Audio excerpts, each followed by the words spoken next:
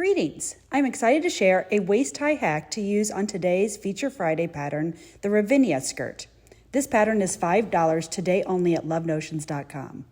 The first step is to cut 2 strips of fabric 4 inches by 40 inches or shorter if desired. Next, sew both of these strips right sides together along the long side. I would suggest a zigzag stitch or a serger for this step. Next, cut one of the unfinished sides at an angle as shown.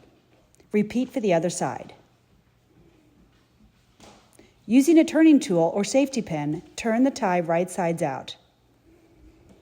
You will do this for both ties. You can use the tip of a pencil to get the corners nice and crisp.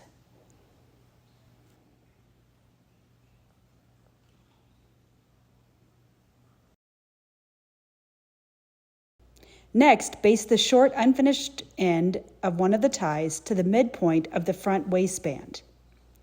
Repeat this on the other side and other tie.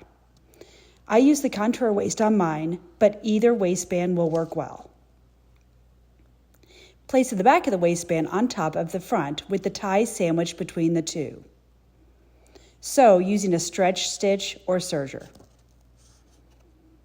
To stabilize the tie, I added a strip of 1/4 inch elastic on the sandwich seam. Turn the waistband right side out, press, and top stitch if desired. I love how mine turned out and will definitely be trying this on other Love Notions patterns. For this skirt, I used a beautiful tech jersey from Sew Dynamic Fabrics. Sew Dynamic focuses on high-quality performance fabrics made from recycled water bottles and other eco-friendly fibers.